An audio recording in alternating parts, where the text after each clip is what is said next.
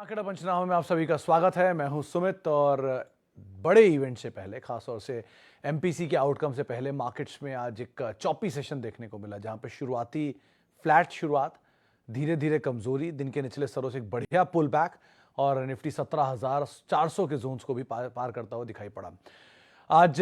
लेकिन जो front line की रिकवरी थी वो मिड कैप स्मॉल कैप में आपको नहीं दिखाई पड़ेगी। मिड कैप इंडेक्स 1.25% की गिरावट के साथ कामकाज कर रहा था उस समय पर। स्मॉल कैप इंडेक्स भी करीब करीब 1% नीचे था। निफ्टी बैंक भी रिकवरी में बहुत ज़्यादा पार्टिसिपेट नहीं कर रहा था, लेकिन आज का स्टार था, मतलब लेकिन निफ्टी बैंक फिर भी फ्लैट हो गया था। मिड कैप क्लोज होते होते 3/4% नीचे बंद हुआ। स्मॉल कैप इंडेक्स भी करीब करीब 0.5% नीचे बंद हुआ।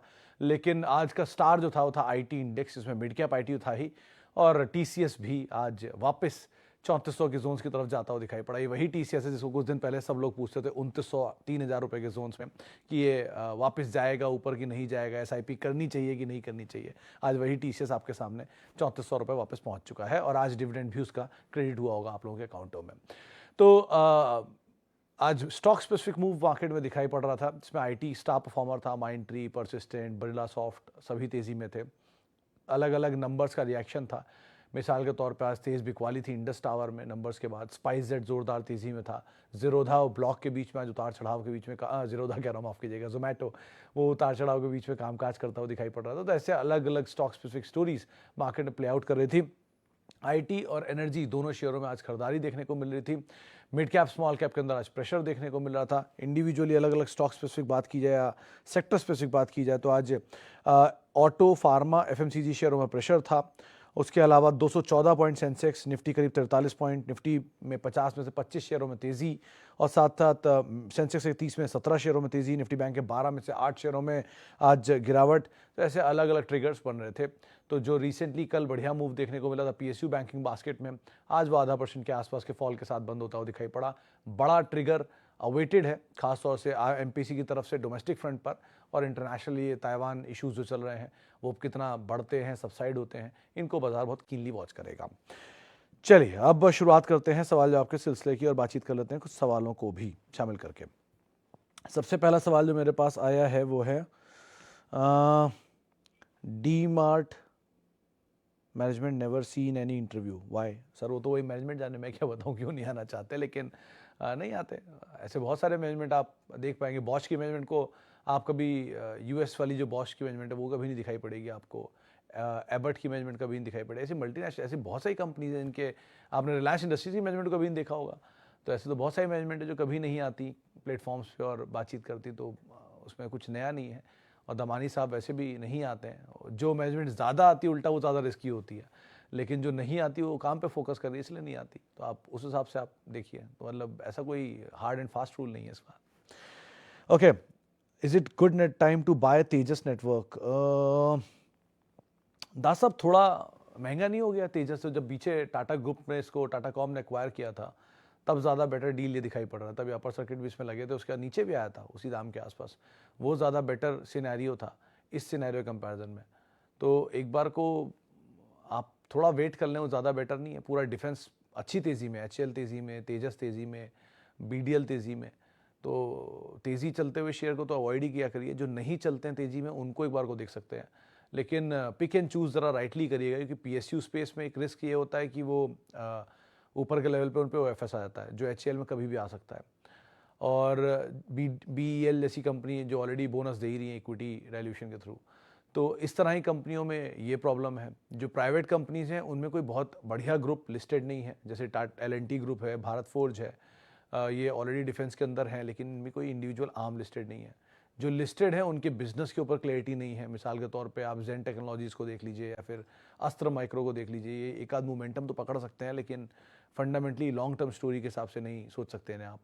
तो इसलिए बहुत पिक एंड चूज़ राइटली करिएगा अगर आप डिफेंस में एंटर करने जा रहे हैं। ऑर्डर बुक देख लीजिए, समझ लीजिए, और सिचुएशन मार्जिन्स देखने के बाद ही इसमें एक्सपैंड कीजिएगा।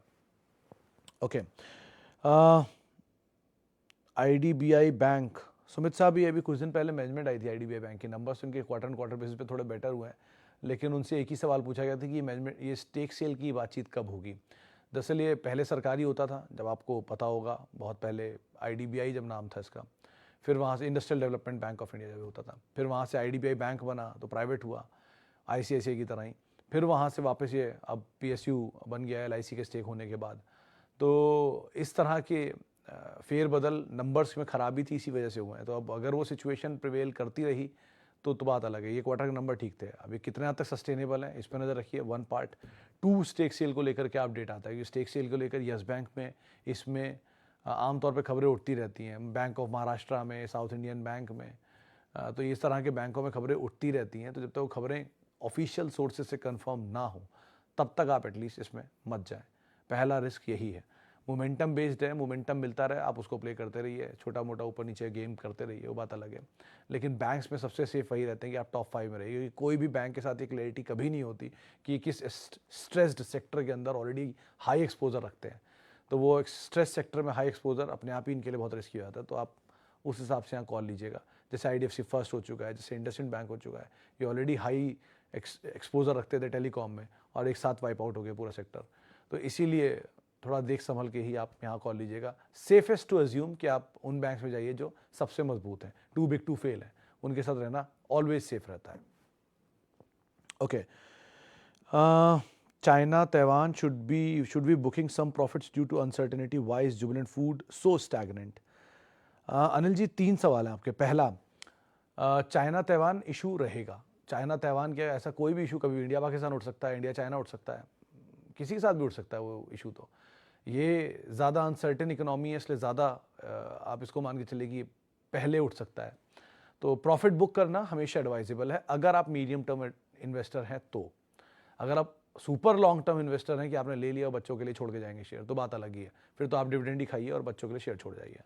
लेकिन अगर आप mid term investor kind of हैं तो आप ये कर सकते हैं, थोड़ा थोड़ा प्रॉफिट हमेशा बुक करते चलिए और नीचे आपको अपॉर्चुनिटी मिले तो फिर लेते चलिए। आज ही एक कार्यक्रम के शो के ग्राफिक्स बनाते टाइम या उसके डेटा निकालते टाइम मैंने एक बढ़िया डेटा देखा। पिछले 50 साल की हिस्ट्री में 1947 से भी मैं अगर प्रिसाइजली कह लूँ, इनफैक्ट मैंने 1972 से मिलाया था ये नंबर, तो 1972 से इंडियन इक्विटी ने करीब करीब 15 से 17% का एवरेज रिटर्न दिया है। एवरेज मतलब किसी साल ज़्यादा किसी साल कम, लेकिन मिलाते मिलाते आप कुल मिला के 15 से 17% एवरेज बैठेंगे प्लस डिविडेंड। वो अलग अलग स्टॉक स्पेसिफिक स्टोरीज में जाता है।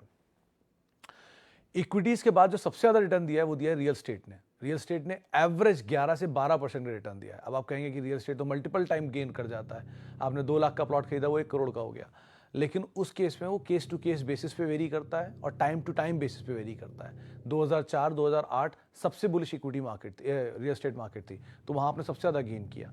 आज बॉम्बे स्टैग्नेंट मार्केट है, दिल्ली स्टैग्नेंट मार्केट है, लेकिन मिड टीयर 7 8 वो ग्रो कर रहा है। तो डिपेंड्स, इसलिए यहाँ पर एवरेज मान लीजिए अब 11 से 12% रिटर्न आता है। गोल्ड का करीब करीब 7 से 8% रिटर्न आता है, जो पिछले 50 साल का नंबर है। एफडीज 4 से 5% फिक्स्ड है, वो बीच में कोई 12-13% रिटर्न गया था, लेकिन वापस आ गई 4-5% के आसपास। और कोई एसेट क्लास थी नहीं, 4 एसेट क्लास के हमने देखे थे, बिटकॉइन को तो हम काउंट ही नहीं कर रहे बीच में। तो इसीलिए सो फार इक्विटी इज द बेस्ट। और अगर आपको लगता है कि ये स्टोरी रहेगी इंटैक्ट तो आप धीरे धीरे प्रॉफिट लेते रहिए, नीचे के लेवल पे माल खरीदते रहिए। बुरा टाइम खरीदने के लिए इस्तेमाल करिए, हर तरह की अच्छी खबरें बेचने के लिए इस्तेमाल करिए, अगर आप मध्यम अवधि के निवेशक हैं तो भी। रही बात जुबिलेंट फूड की, जुबिलेंट फूड 2010 से 2020 के बीच सबसे शानदार प्रदर्शन करने वाला आईपीओ, और आज तक उसका रिकॉर्ड कोई नहीं तोड़ पाया। Even D mart, IRCTC, NBCC जैसे दिग्गज भी उसका रिकॉर्ड नहीं तोड़ पाए। तो अब तक पिछले एक डिकेड में सबसे ज़्यादा रिटर्न देने वाला अगर आईपीओ है तो वो जुबिलेंट फूड है। एडजस्टेड प्राइस के हिसाब से करीब 85 रुपये वैल्यू बैठती है, नहीं 65 रुपये वैल्यू बैठती है। आज आपके सामने 65 रुपये का शेयर 600 रुपये के आसपास कामकाज कर रहा है, और इतना भी जबकि ऊपर 750 रुपये भी दिखा चुका है एडजस्टेड वैल्यू के हिसाब से। इतना एक्सॉर्बिटेंट गेन देने के बाद अगर रेस्ट ले भी रहा है तो कोई दिक्कत नहीं है, लेने दीजिए। 7 करोड़ के आसपास शायद इसकी इक्विटी अभी भी बनी है स्प्लिट बोनस के बाद भी, तो ठीक ठाक वैल्यू है। समय लेगा, आराम से टाइम लीजिए और फिर इसमें आप स्टोरी को प्ले होते देखिए, लेकिन ये ऑलरेडी बढ़िया तेज़ी दिखा चुका है।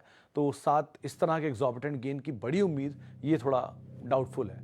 आप इसलिए बड़ा सोच समझ के कॉल लीजिए, लेकिन इस QSR स्पेस का सबसे बड़ा प्लेयर है, तो इस स्टोरी को आप अवॉइड नहीं कर सकते। ओके, SBI कार्ड पे दास साहब हमने एक मतलब मैंने ही कई बार ट्वीट किया, आज भी SBI कार्ड पे एक ट्वीट किया था सुबह, आप देख सकते हैं वहाँ पे ब्रोकरेज हाउसेस के क्या व्यूज़ हैं, उसके हिसाब से अपनी कॉल आप ले सकते हैं। ओके, सिप्ला पे घोषाल साहब आज सुबह किसी से मेरी बात हुई थी, शायद राजेश पालविया सर से बात हुई थी, एक्सेस सिक्योरिटीज़ वाले। उन्होंने तो इसमें तेज़ी के टारगेट दिए हैं और शायद 1120 या 1130 के टारगेट उन्होंने निकाले हैं। तो आप उस हिसाब से यहाँ पे अपनी रणनीति बना सकते हैं, कोई दिक्कत नहीं है। फार्मा का सबसे स्ट्रॉन्ग शेयर अगर कोई उन्हें दिख रहा है तो सिप्ला ही है, तो आप एटलीस्ट बने रहिए, कोई दिक्कत नहीं है। Why not HDFC, AMC and united spirits for long time? मतलब मैंने मयूर साहब कभी ये नहीं कहा कि वाई नॉट। मैं तो यूनाइटेड स्पिरिट्स के लिए इनफैक्ट हमेशा ही मैंने कहा कि अगर कोई लीडर आप जाना चाहते हैं तो यूनाइटेड स्पिरिट्स अपने स्पेस का लीडर है, प्रीमियम सेगमेंट का लीडर है। आप अगर लिकर मार्केट को समझते हैं थोड़ा बहुत भी, तो आपको ये चीज़ रियलाइज़ हो जाएगी कि विद टाइम कैसे लिकर का इवोल्यूशन हुआ है। आपकी जो एज ग्रुप थी, ड्रिंकिंग एज ग्रुप, वो ऑलरेडी बहुत कम हो चुकी है। पहले वो 35 की रेंज में होती थी, फिर 28 की रेंज में आई, अब 21-22 की रेंज में आ चुकी है। तो धीरे धीरे 22-24 की जो रेंज है, एवरेज रेंज जो है, वहाँ पर काफ़ी बड़े ड्रिंकर्स आ चुके हैं अब। दूसरा नया सेगमेंट इज़ फीमेल्स, वो भी आ चुकी हैं अब इसके अंदर। और तीसरा सबसे इंपॉर्टेंट कि जो प्रीमियमाइजेशन है वो हो गया है। पहले 400 रुपये 500 रुपये वॉज रेगुलर, अब 1200-1100 इज़ रेगुलर और 2400-2500 इज़ नॉर्मल। तो इसीलिए वो जो प्रीमियमाइजेशन हुआ है, वो प्रीमियमाइजेशन का बेनिफिट यूनाइटेड स्पिरिट्स को मिलेगा। इक्विटी भी छोटी है, हालांकि स्प्लिट के बाद बड़ी हो गई है, लेकिन फिर भी ये थोड़ा स्लो मूवर रहेगा। लेकिन ऑब्वियसली बात है, जुबिलेंट फूड की तरह ही कंसोलिडेशन दिखाएगा। किसी फॉल में इस स्टॉक को ऐड करने में कोई खामी नहीं है, क्योंकि ये डिमांड को सबसे तेज रिवाइव करने वाले स्टॉकों में है और इंडियन कंजम्पशन ड्रिवन स्टोरी के ऊपर ये बेस्ड है। तो इंटरनेशनल ये झगड़ों का भी इसके ऊपर बहुत इफेक्ट आता नहीं है, तो उस हिसाब से आप देख लीजिए। बाकी पॉलिसीज़ का इंपैक्ट रहता है, गवर्नमेंट टैक्सेस ड्यूटीज़ लगाती है, वो ये फर्दर पास ऑन कर देते हैं। तो उस हिसाब से आप रणनीतियाँ बनाइएगा। और रिवर HDFC AMC की ये लार्जली अंडर परफॉर्मर रहा है, बिकॉज FIs की सेलिंग इसमें काफ़ी रहती है। तो FIs की सेलिंग जिस दिन FIs की बाइंग में कन्वर्ट हो गई, तो HDFC ग्रुप वैसे भी उनका फेवरेट ग्रुप है, तो अपने आप वापस अकॉर्डिंगली यहाँ पे रिएक्शन आने शुरू हो जाएंगे। अच्छा, which one is the best for long term? Elecon engineering, Rajratna global? Rajratna global, Alpesh साहब जरा एक बार पहले ही चेक कर लिए कितना चला हुआ शेयर है। बहुत चला हुआ शेयर है, थोड़ा बहुत नहीं, बहुत चला हुआ शेयर है। एलिकॉन चला है, ये भी नए हाइस पर है, लेकिन उतना नहीं है जितना राजरत्न चला है। तो दोनों चले हुए शेयरों में आप कंपैरिजन कर रहे हैं, उस हिसाब से कॉल लीजिएगा। एलिकॉन में न्यूज़ फ्लो उठती रहती है बीच बीच में स्टेक सेल को लेकर, जिसके बाद थोड़ा प्रबल हो जाता है, लेकिन दोनों में वैल्यू वाइज थोड़ा ऑलरेडी एक्सपेंशन काफ़ी हो चुका है, तो आप थोड़ा देर से इसे देख रहे हैं। इस तरह की कोई अच्छी कंपनियों को स्मॉल कैप में आप आइडेंटिफाई कर लीजिए, ज़्यादा बेटर रहेगा। Okay, 3 days about Karur Vyasa bank 58। Satish साहब, वही सेम जवाब है जो मेरा बाकियों में, कि करूर व्यासा बैंक भी उसी तरह के बैंक्स में आता है जहाँ पे स्टेक सेल की बातचीत हमेशा उठती रहती है। आप ये मोमेंटम में स्टॉक तो ठीक रहेगा, अगर आपको मोमेंटम मिलता है आप उसे चेज करके पैसा थोड़ा बहुत बने लेकर निकल भी सकते हैं। लेकिन अगर आप इसको लॉन्ग टर्म स्टोरीज के हिसाब से ये मान के चल रहे हैं कि आगे चल के ICICI बैंक बनेगा, HDFC बैंक बनेगा, एक्सिस बैंक बनेगा, तो वो डाउट है। एक बड़े बैंक के साथ आप इसे अपने पोर्टफोलियो में रख रहे हैं तो एक बार वो फिर भी सोचा जा सकता है, लेकिन आप प्योरली बैंक में अगर इसके अंदर जा रहे हैं तो थोड़ा रिस्की बेट आप ज़्यादा ले रहे हैं। Asset quality wise 1-2 quarter improve है, 1-2 क्वार्टर में प्रॉब्लम, यही चलता आ रहा सालों से इसके साथ। तो सिचुएशन जब तक बड़ी फेरबदल ना हो तब तक कुछ भी कहना मुश्किल है, जो अभी तक नहीं हुई है। तो बेटर यही है कि आप इस तरह के रिस्की बेट, ये AU स्मॉल फाइनेंस बैंक, इस तरह के सारे बैंक्स में यही कैच है कि ये 2 क्वार्टर ऊपर 2 क्वार्टर नीचे चलता रहता है। तो मीडियम मोमेंटम मिल सकता है, एक बार कभी एकदम से तेज़ी आ गई वो भी मिल सकती है, लेकिन कंसिस्टेंटली 15% का रिटर्न जनरेट करना थोड़ा मुश्किल होता है। इसलिए आप लीडर के साथ रहिए, बैंक्स में एटलीस्ट। बैंक्स में हमेशा मैं लीडर बोलता हूँ, क्योंकि बैंक के केस में कभी नहीं पता होता कि किस बैंक का किस तरफ ज़्यादा एक्सपोजर है। बंधन बैंक असम में ज़्यादा है, जम्मू कश्मीर जम्मू में ज़्यादा है, साउथ के बैंक साउथ में ज़्यादा है, वहाँ कोई भी क्राइसिस आता है इनको दिक्कतें बढ़ जाती हैं। इसीलिए बड़े बैंक्स सेफ ऑप्शन, बड़ा चुन समझ के वो बैंक लोन देते हैं, too big to fail government खुद बोलती है, तो उस हिसाब से आप उनमें रहिए, सेफेस्ट ऑप्शन है एटलीस्ट वो। चलिए, फिलहाल अब इतने ही सवालों को शामिल कर पाऊंगा। जाते जाते धनी सर्विसेज पे एक सवाल पूछा गया है, एक ही जवाब है, अवॉइड ही करिए सर। ये बहुत ही बुरा पैसा लोगों का बर्बाद करके गया है, तो जो पहले एक बारी पैसा बर्बाद कर चुका है वो खुद आबाद कभी नहीं हो सकता, तो अवॉइड ही करिए, वो ज़्यादा बेटर है। सिचुएशन में टर्न अराउंड सो फार नहीं दिख रहा है, कोई भी मैनेजमेंट फेरबदल नहीं हुआ है, थोड़ा बहुत नीचे से चल जरूर रहा है, लेकिन ऑलरेडी 90% नीचे से जाने के बाद अगर 5% रिकवर हो भी गया तो भी 80% का लॉस आपको दे ही रहा है। पुराने निवेशकों से पूछिए उनकी हालत क्या है। सो बेटर यही है कि आप रिस्की बहुत, अगर आपका एपेटाइट है तो आप एक बार को देख सकते हैं, लेकिन अदरवाइज आप क्यों ऐसे रिस्क में जा रहे हैं पैसा बर्बाद करने के लिए? अवॉइड ही करिए, सेफ ऑप्शन चले जाइए किसी। बाकी अगर आपको रिस्क लेना है तो फिर कोई दिक्कत ही नहीं है। इसी नोट के साथ अब मार्केट पंचनामा को हम ये समेटेंगे। बहुत बहुत शुक्रिया आपका हमारे साथ जुड़ने के लिए, और बहुत बहुत माफ़ी उन सभी लोगों से जिनसे हम बातचीत नहीं कर पाए। आपसे कल मुलाकात होगी गुरुवार के दिन। तो तब तक के लिए @सुमित रिसर्च मेरा ट्विटर हैंडल है। नमस्कार।